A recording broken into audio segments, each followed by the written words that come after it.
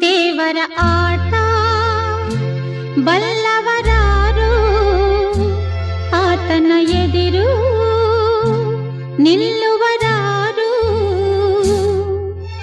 ಕೇಳದೆ ಸುಖವ ತರುವ, ಹೇಳದೆ ದುಃಖವ ಕೊಡುವ, ತನ್ನ ಮನದಂತೆ ಕುಣಿಸಿ